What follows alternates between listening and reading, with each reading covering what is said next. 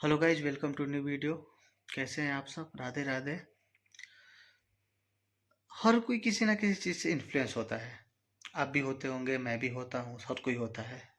मेरी पत्नी ना महाभारत से बहुत ज़्यादा इन्फ्लुएंस है। बहुत ही ज़्यादा, मतलब उसका महाभारत का एपिसोड हो, हमेशा रिपीट टेलीकास्ट पे चलता रहता है। ख़त्म होगा, फिर से वहीं शुरू। उसके फ़ोन में और कुछ आपको दूसरा मिलेगा ही नहीं देखने को।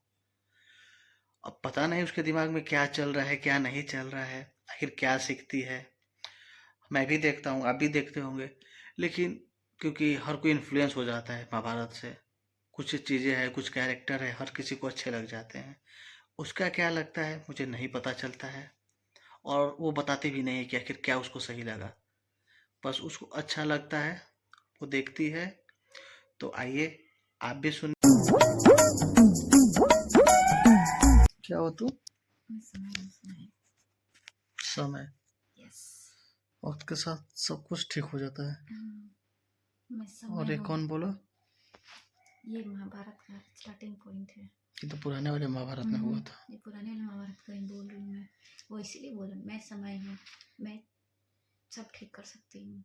मैं सब ठीक कर देती हूँ। Everything fixed, part by part. और अगर ठीक जो नहीं होता है तो उसको क्या करते हैं? छोड़ देते हैं।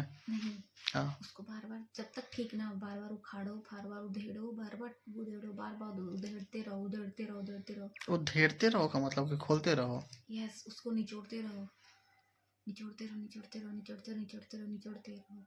और एक दिन वो खत्म हो जाएगा। जैसे हमारा क्रोध हो गया, नफरत हो गया, ईर्ष्या हो गया। कैसे खत्म होगा क्रोध और ईर्ष्या?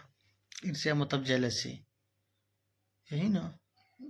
हाँ, ईर्ष्या होगा, सबके अंदर जेलसी होती होती तो होगी। आखिर कैसे खत्म होगा इंसान के अंदर से? महाभारत में तो ये भी है।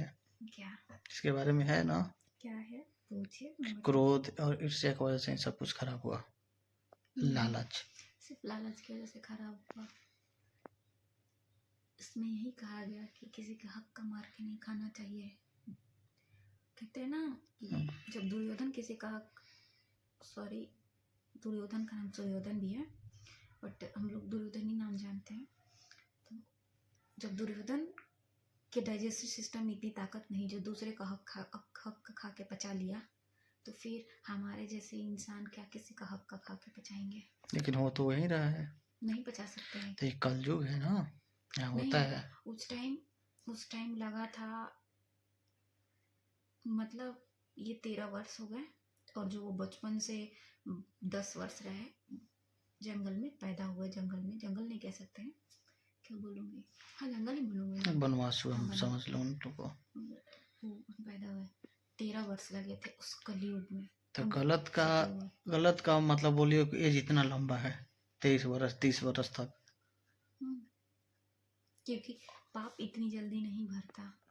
क्योंकि जो पाप कर रहा है उसके साथ जो जो जुड़ा है, उनके माँ जुड़े, उनके पापा जुड़े, उनके जो भी जुड़े हैं, उनका पुण्य भी उनके साथ उनको सपोर्ट कर रहा है। और जिस दिन पाप का घड़ा भरता है, पाप का घड़ा जल्दी भरता नहीं है। तो जब तक नहीं भरेगा तब तक कुछ नहीं होने वाला। क्योंकि मेरे गोविंद कहते हैं। कौन कहता है? मेरे गोविंद। क्या बोलते हैं? श्री कृष्ण। मेरे गोविंद। अच्छा, तुम्हारे गोविंद। हम सबके नहीं है, यही ना? हाँ, वो मेरे गोविंद है। आप उनको क्या नाम देते हो? आप कृष्ण बोलते हो, माधव बोलते हो, या फिर वासुदेव बोलते हो, बट वो मेरे गोविंद है जो मेरी हर बात सुनते हैं। तो कहाँ थी मैं कि पाप के साथ सबका कर्म भी जुड़ा रहता है। कर्म जुड़ा होता है। और जो पुण्य लोग, जो पुण्य किए हैं, जो अच्छे लोग हैं, हाँ। उनके साथ उनका बुरा कर्म भी जुड़ा होता है, इसलिए उनको सजा मिलती है, तकलीफ होती है। पांडव को तकलीफ क्यों हुई? क्योंकि जो उनके पापा थे पांडु, उनके हाथ से एक ऋषि की हत्या हुई थी। पांडु के हाथ से ऋषि की हत्या हुई थी। मुझे नहीं दिया। तब तो उनको श्राप मिला था कि आप जब भी अपने पत्नी के साथ प्रेम संबंध स्थापित करने की कोशिश करेंगे तो आपकी मृत्यु हो जाएगी। तो उनकी दूसरी बीवी माद्री थी, उनके साथ ऐसा प्रेम संबंध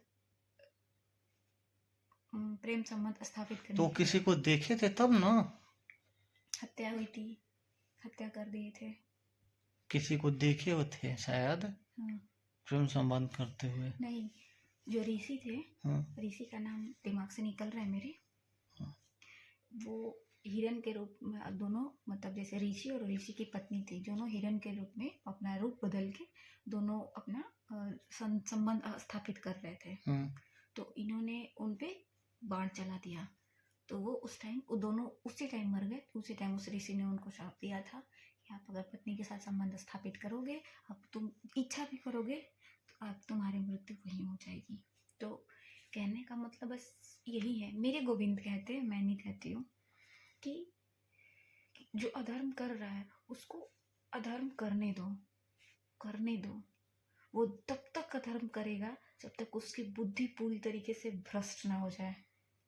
वो उस अधर्मी के सामने गोविंद भी आके खड़े हो जाएंगे तो वो गोविंद को भी नहीं पहचानेगा। और ये तब हुआ था जब वो गांव मांगने गए थे, जब वो पांचवे गांव शांति प्रस्ताव लेकर गए थे। शांति प्रस्ताव लेके गए थे।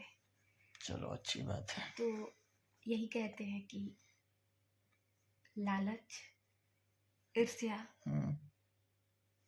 या फिर किसी को, हमारे आज के टाइम में कली को भी मैं ऐड करूंगी इसमें, कि किसी को धोखा नहीं देना चाहिए। हो तो वही रहा है, लोग कर रहे हैं, लोगों का आज का किया कल मिल रहा है। हम लोगों का डिसाइड नहीं कर सकते, लोगों का चॉइस है उनको क्या चुनना है और क्या नहीं चुनना है। हमारा और आपका चुनना, हमारा चुनाव है कि हमने गोविंद को चुना है, और गोविंद जिस रास्ते पे लेके जाएंगे, जो उन्होंने चुना है, हमारे लिए सही चुना है। तो आज के लिए इतना ही, मिलते हैं कल। हमारी बातचीत ऐसी चलती रहेगी। वीडियो अच्छी लगे तो लाइक करें, सब्सक्राइब करें। बाकी राधे राधे।